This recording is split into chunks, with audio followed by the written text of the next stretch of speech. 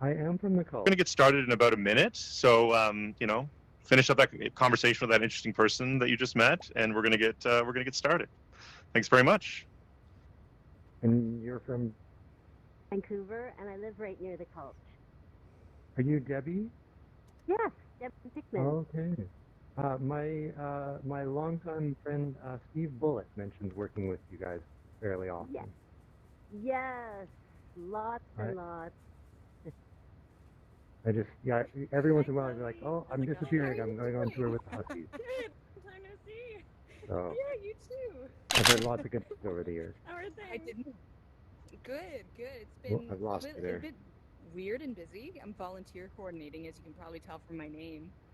You've But lost my me, Debbie. volunteers have a pretty good Well, I handle guess on what their I'll talk job to you is later. now, so I feel like I can actually listen to this. Maybe for your a little connection while. has dropped out or something. To enjoy it finally. Yeah.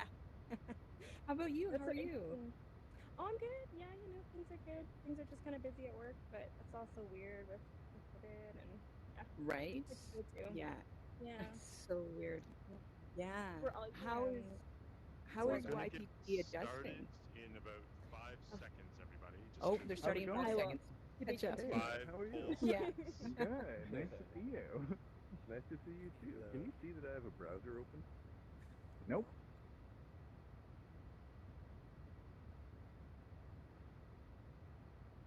All right, everyone. Thank you very, very much for coming to one of the final sessions of the day. Before we begin, can I encourage you all to come a little bit closer to the stage, just because it'll just make it a little bit more conversational. So please come forward. Before we begin, I'd just like to say a few quick words. As you probably know by now, PXR2020 is brought to you by Single Thread Theatre Company and the Electric Company. We'd like to thank our community partners, Toaster Lab and Langara Center for the Entertainment Arts, and we'd like to thank the generous support of the Canada Council for the Arts Digital Strategy Fund. Before we begin, we'd like to acknowledge that we have organized this event primarily on the traditional and stolen territories of the Coast Salish peoples of Vancouver, BC, and I speak to you today from Kingston, Ontario, the traditional hunting grounds of the Anishinaabe and the Haudenosaunee peoples. So today, the questions we're asking in this very informative panel discussion: how are we expanding the experience level and palette of the public for XR content? Are there existing audiences in the medium that can be engaged by new performances? What are the community connections? Are there community building activities happening? Who is engaging and who should or will be engaged? To lead this panel discussion, I'd like to introduce Melissa and the rest of the panelists. So please get your emoticons on for our team. Clickety click click.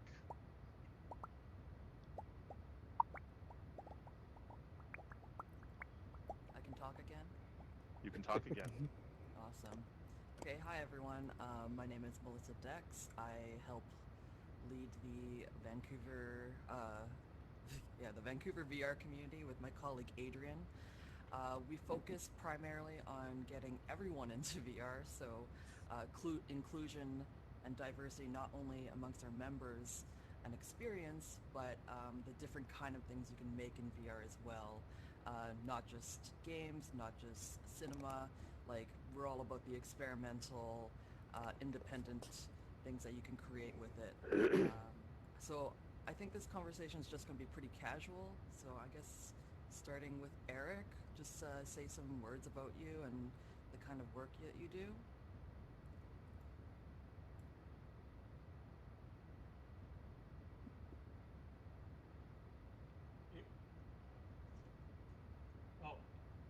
Eric, you're muted. Sorry. Can you hear me now? Yeah. Oh, hello everyone. So nice to be here and to be in this space with all of you. My name is Eric Rose. I'm the artistic director of Ghost River Theatre, and I'm generally located in Calgary, Alberta, on Treaty 7 territory. Today I'm speaking from St. Anne, Manitoba, where I'm just actually recording an interesting podcast with a band, actually. So I had a really fascinating conversation with Clayton around my own experience with VR and starting to imagine the expanse of what that word means. And part of what my own personal artistic practice has encompassed has been looking at how we can work with people's senses and also within sensory deprivation to create immersive performance. that primarily has looked like taking away people's sight, actually, as a way to use what I think about as the imaginative resource inside of people to actually create a virtual experience.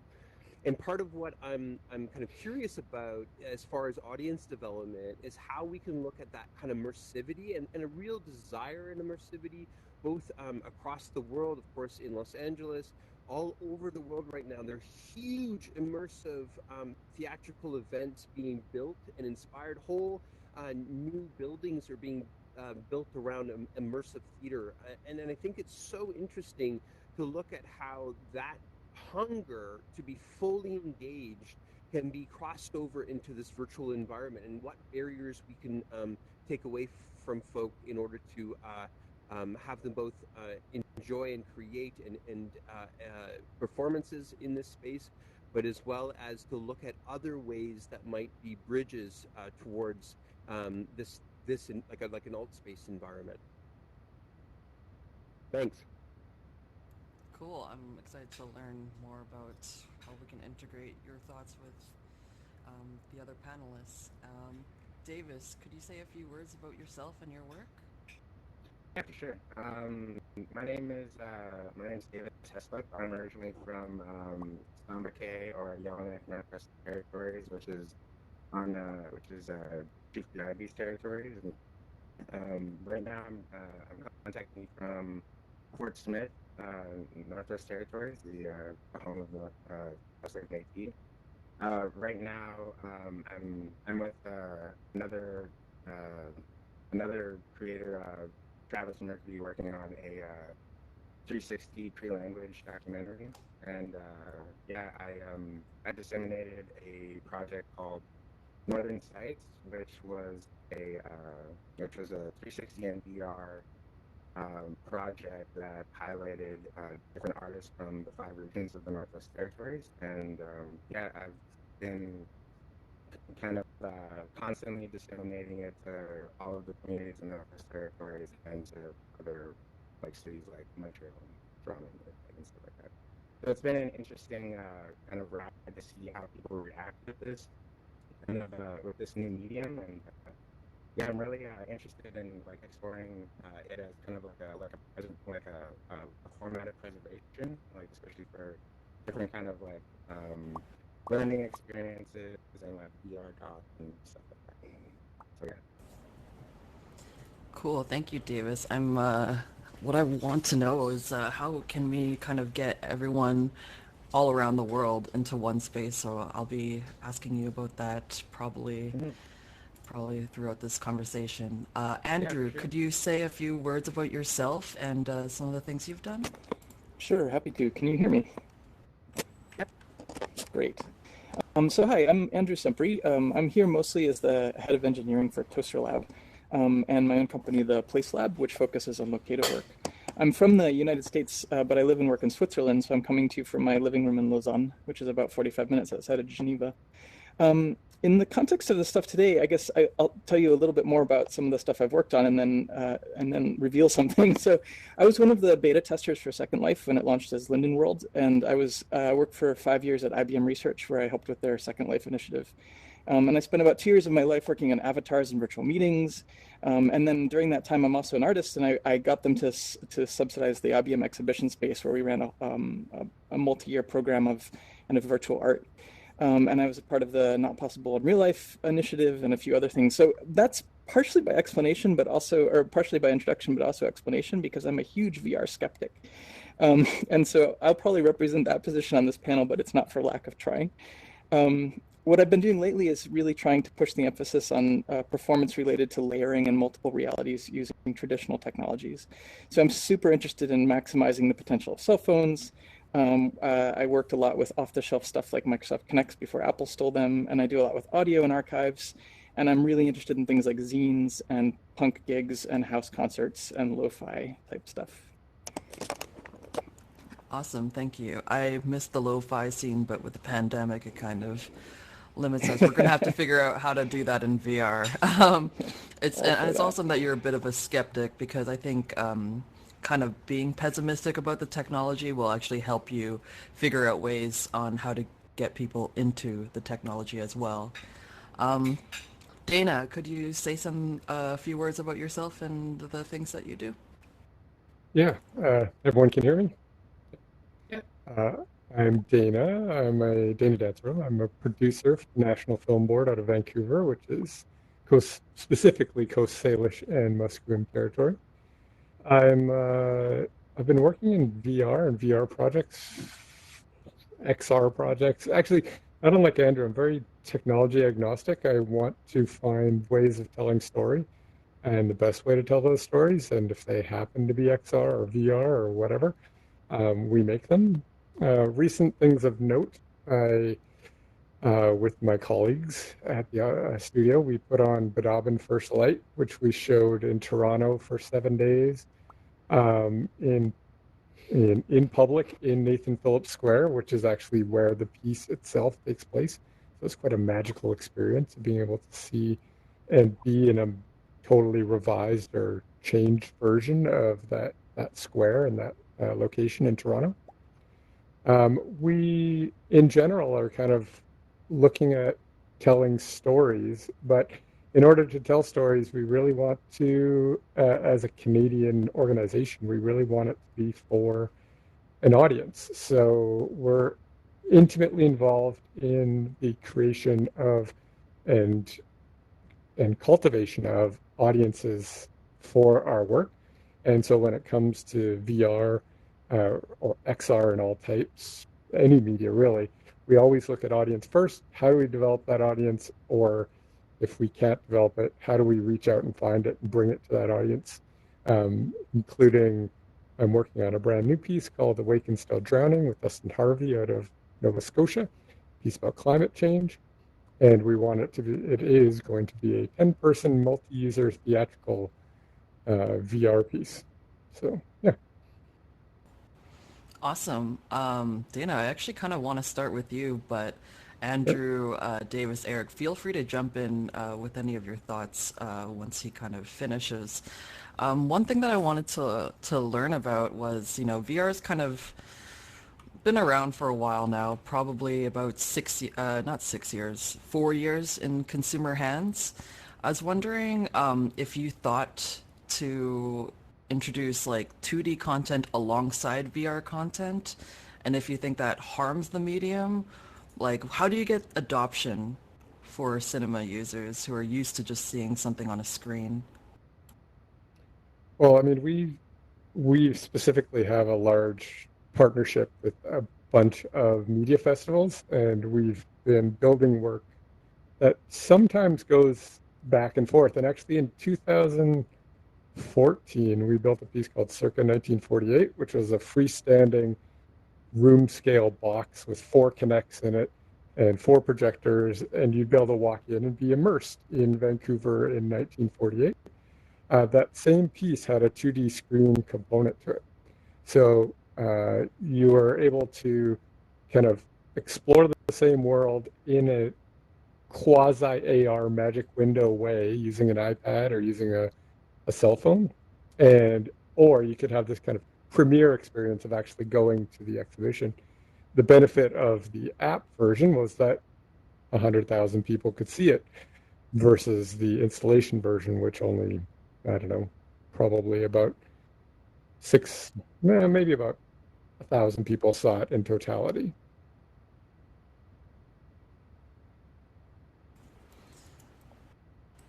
It's just okay. Sorry, I've been muting myself between questions. I'm like, oh, I'm not talking right now. Davis, yeah, I'd love to hear your thoughts. Like in some of the projects that we've been like working on with different groups, like we've also like included different formats of like historical video, like if it actually is like if it's important to the project and stuff like that. So like I honestly think because like VR is kind of like this like like opera kind of like like multiple discipline like format that like those kinds of things kind of exist in there. Awesome. I heard that one of our other panelists got to make it. Travis is here. I'm going to allow Liam to introduce him. Travis, so politely sitting over there. Would you join us? Would you there? Now I have a real voice. Travis, would you mind joining us? Thanks so much for coming. Can we give him a round of emojis? A round of emoticons, my friends. You know, he went the distance. He went the distance and came anyway. That's courage. I'm usually afraid of that. Travis, thank you so much for joining us. Would you just please introduce yourself and your work, just to contextualize what you've been up to, all the neat things you've been doing? Sure. By trade, I'm a sound designer, mainly working in sound for film, and then I've been working in, but that also, in sound for film, but that also is spun into working in interactive media. And so I worked with Casey Koizan on a project called Sea Visions, and we're looking at sort of bringing indigenous art into those spaces and seeing how that can be expressed. And my day job, I work as an arts administrator here in the Northwest Territories, helping with fun arts projects around the territory.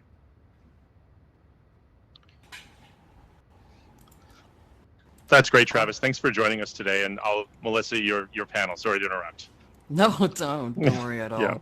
Yeah. But with Travis coming in now, he's also going to be asked the second question. We'll just throw him into a pool of sharks.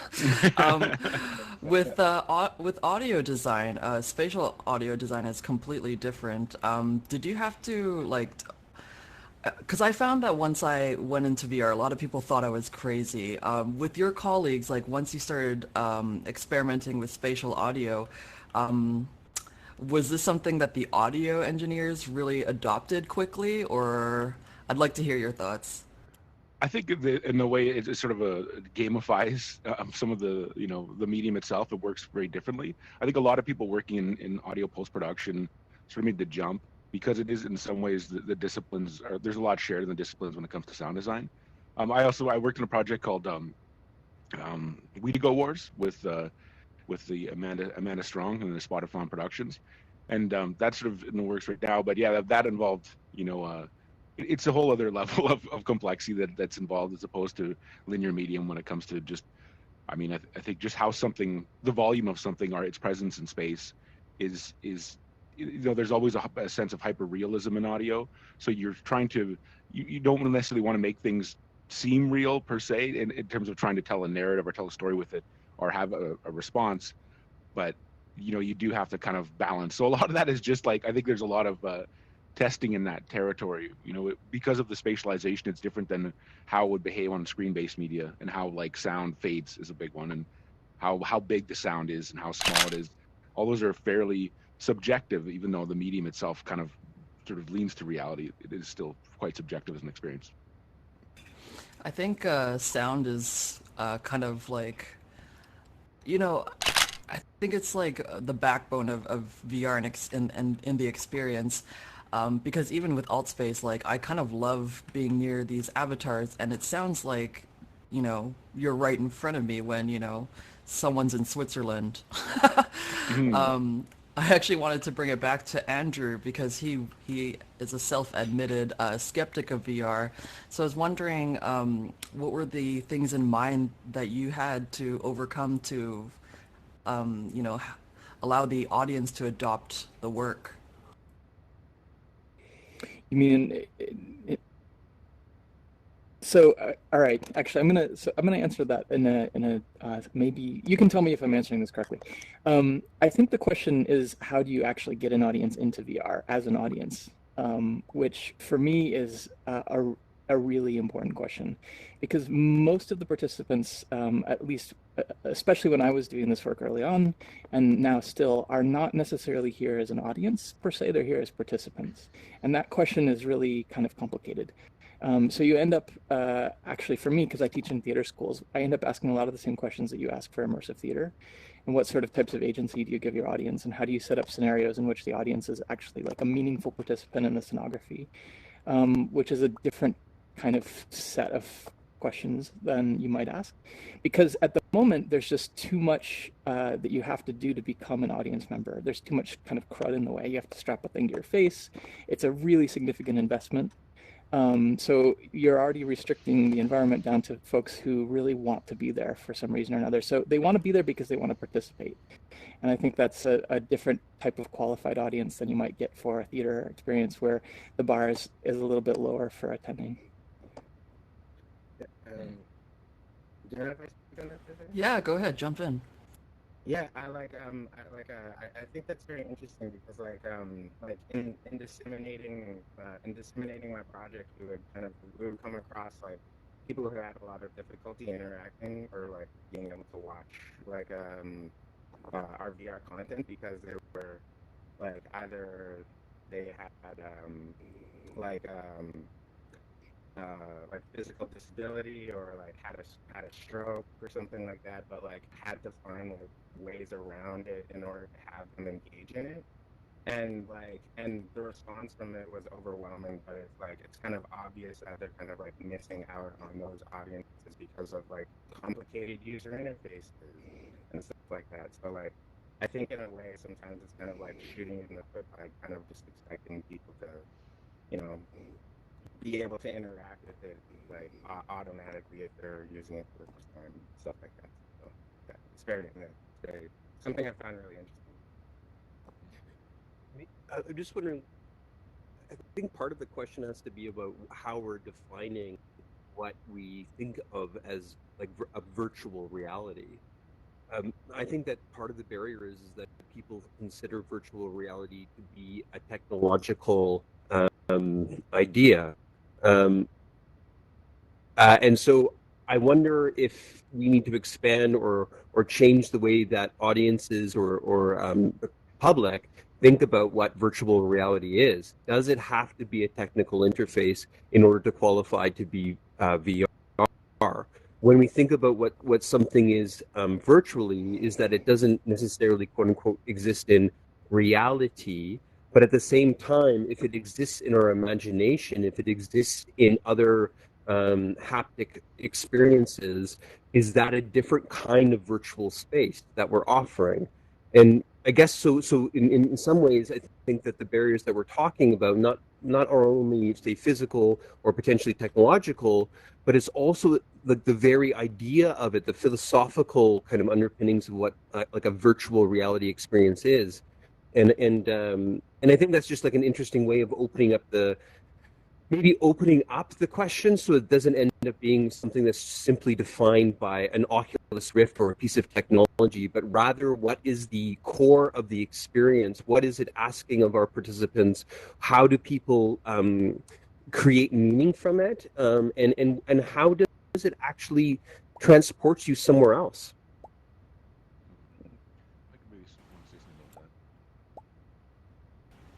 Yeah, go for it. I was thinking about Dr. Carolina Cruz's invention, the cave technology, which I think Dana alluded to with, bringing people into a projected room, maybe? I'm not sure.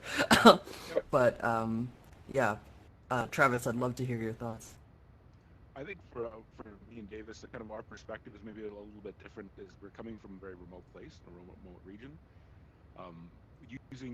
I'm a Métis, Indigenous person, and a lot of things we're dealing with a lot of things that we're sort of dealing with is how to integrate technology into our sort of culture without and having to come to terms with this. I think there are these pervasive ideas that technology is de-indigenizing, and so we see that people have a sort of going deeper in really using technology, engaging with it deeply, is something inherently dishonest or sinful, or in some sense within an indigenous culture that had been under threat, by other forces, that people feel like the more they engage in that, the further away they get from the sort of the last moment of sort of stability that they had, and I think there's conversation about what is its purpose, and I think here there's I'm always kind of advocating for it as a place that we can then make sense of the situation that we're in that we are in communities that aren't designed like mining camps, that don't really have cultural services.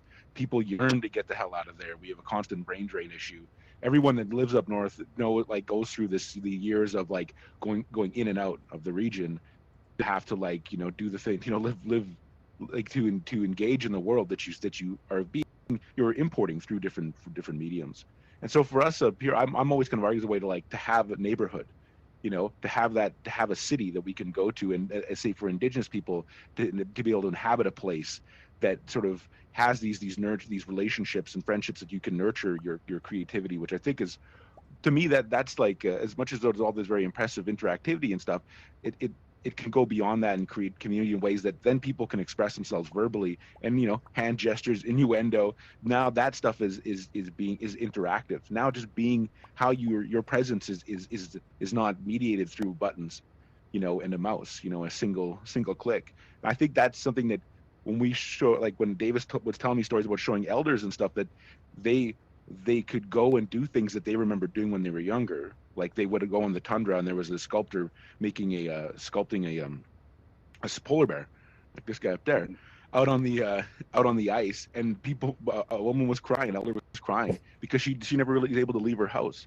And I think our elderly are constantly consuming passive mediums, and I kind of like, I remember my grandmother kind of spent the last couple of decades of her life just watching a lot of TV and Facebook. As much as we kind of complain about it, my aunt who'd recently passed, she spent the last couple of years on Facebook talking about like captioning pictures and telling stories. So I think it's getting past that idea that we have something that's sort of sinful or gimmicky, and really make something out of it and prove that case. And I think with virtual reality, there's real potential there to have that engagement and interactivity. Co-op, I only play co-op now. I mean, I spent so many years shooting people, and I find that these co-op experiences are things that like sort of build friendships. Like I go play in the woods essentially with Call of Duty Warzone, and it's not really about competition. It's just about being with a couple friends and spending that time. So those things to me are the value of this, and really putting richness in that experience. I agree with you totally on the Warzone aspect. It's kind of interesting that, it's not really about shooting people. It's actually about kind of team building and a shared experience, even though it might be violent, but it's still a shared experience. I was wondering, like, how, for us in the Vancouver VR community, I found it hard to find our tribe. So I'm actually curious how VR was introduced to your communities. Like, how did you sell it? Do you think it's a marketing thing? It feels like it's marketing, but I want to say that it's just introducing tools for good. Anyone can take this.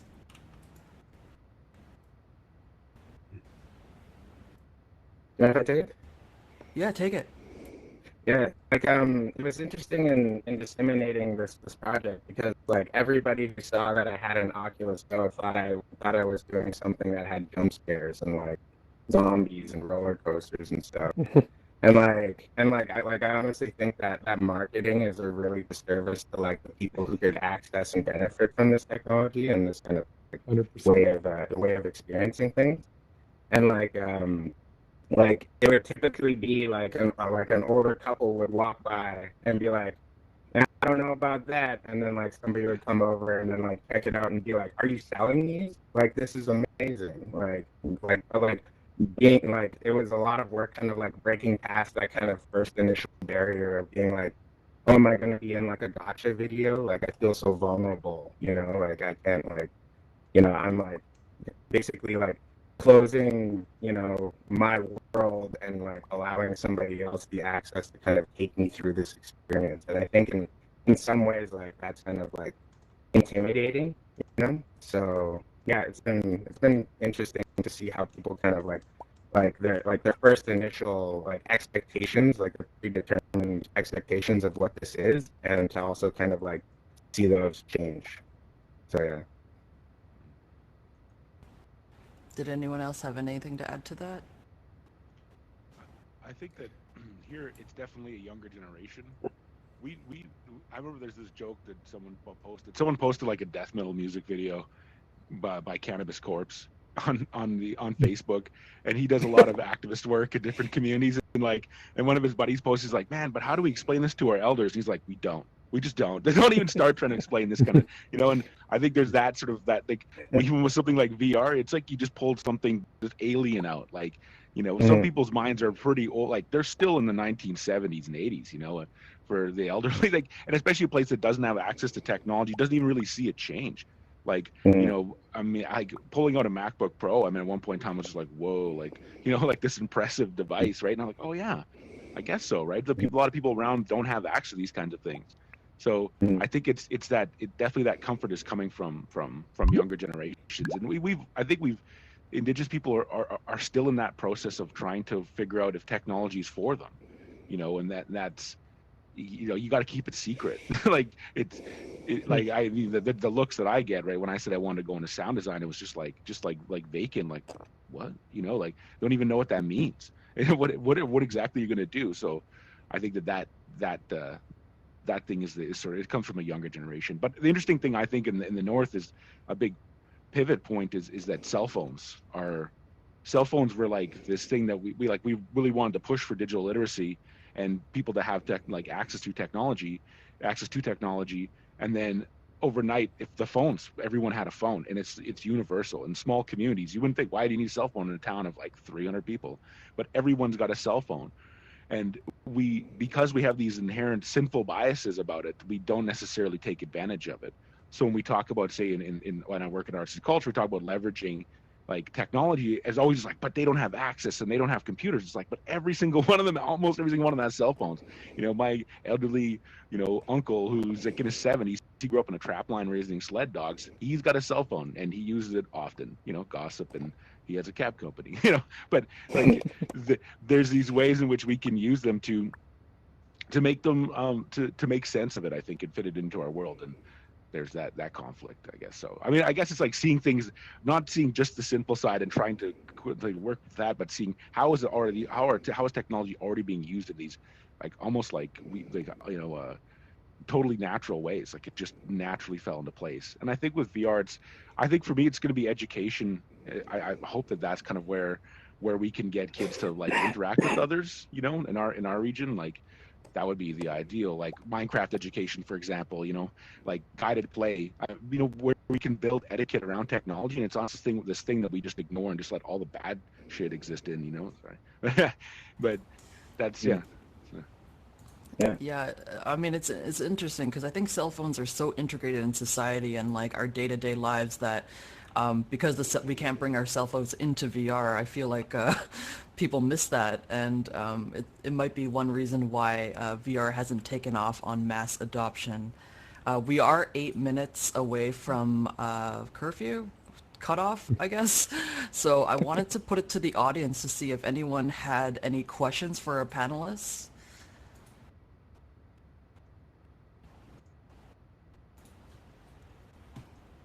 I think there's like how do I say hand. like, yeah, can you raise your hand? Yeah, it's in the bottom right of your user interface. You should be able to see a button that says raise hand. If you click that, you'll get on a queue of people to ask questions. And we have someone on the queue. We have an early adopter who would like to ask a question. For the rest of you, please join in. Chris from the Culch, do you have a question for our panelists? Hello, everyone can hear me? Yep. Yeah, I wonder if any of you could speak with your successes or challenges on experiences where you're bringing the audience to a space or the devices that you are providing for them versus like sending your experiences out to devices that people already have wherever they are. Because I feel like those are two very different approaches that I'm curious about.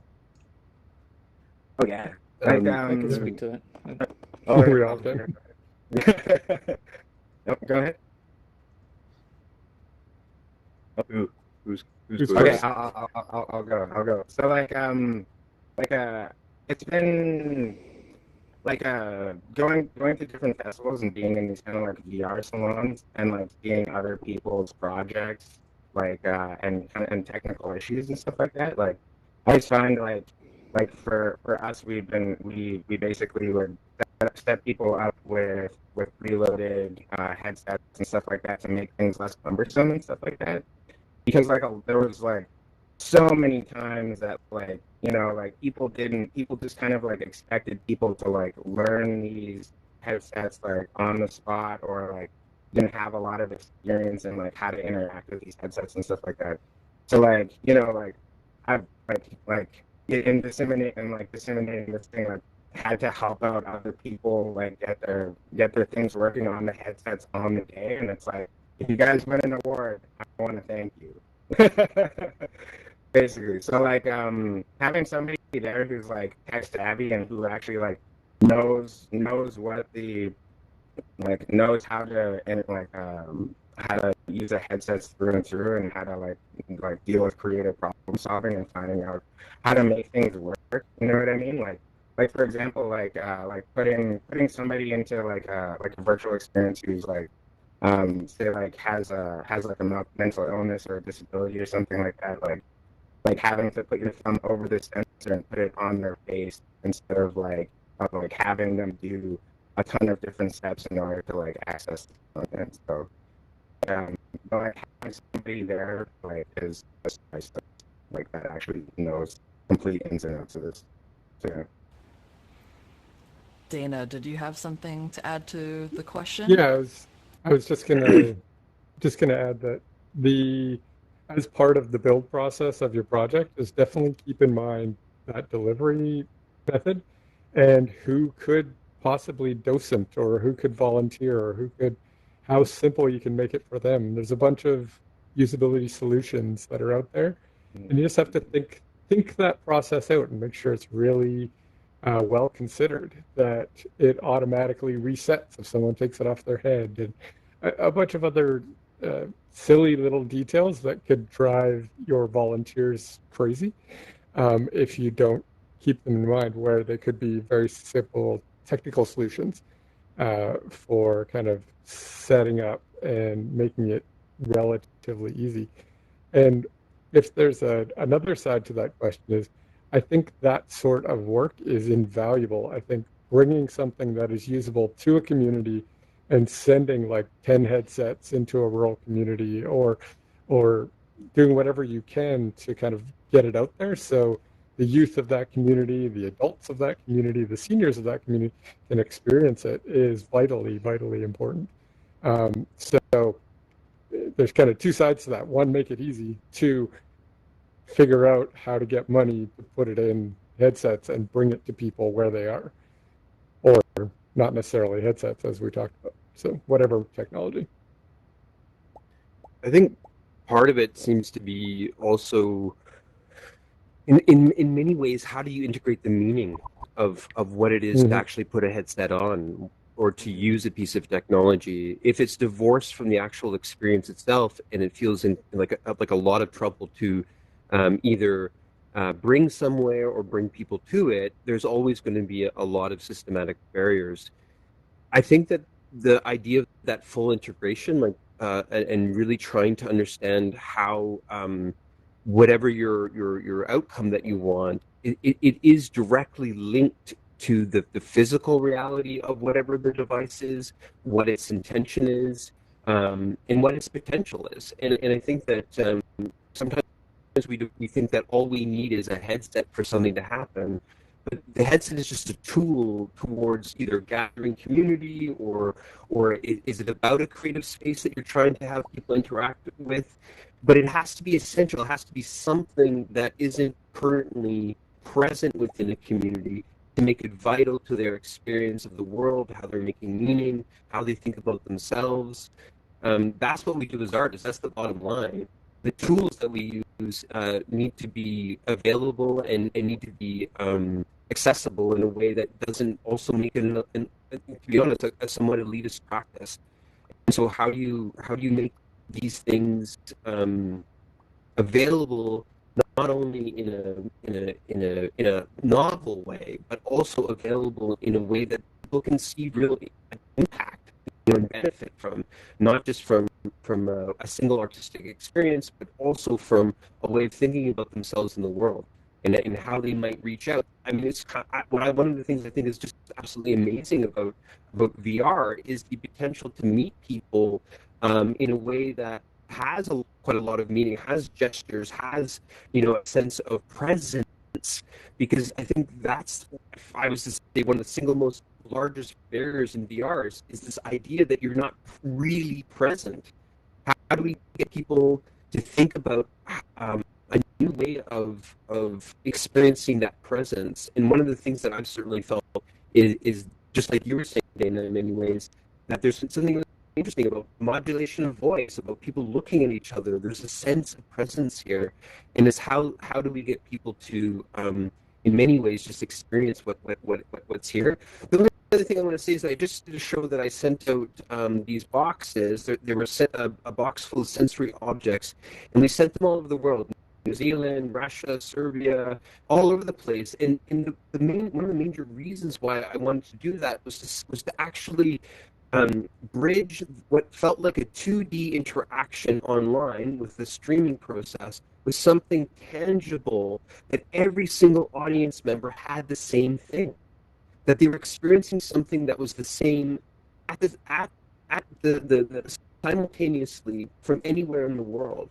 And that somehow made it equal, or made it feel like they weren't missing something if they weren't in a live space compared to a virtual space compared to wherever they were.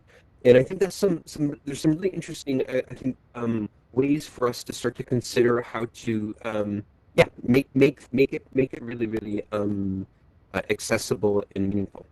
Sorry. I wanted Eric to keep going because he's just saying such amazing thoughts, and like honestly, I was like, oh, we're at time, but he's just. I really agree with everything he's saying, and he's being so helpful. But I just wanted to say we're at time. I would love to continue the conversation. So panelists, come out to the floor. This looks like the Commodore Ballroom, man. Like that's all I can think of. So let's just continue the conversation with the audience because, yeah, you guys have so many amazing experiences and insights to share with everyone. Do I could show your emojis for our panelists? Thank you so much for coming.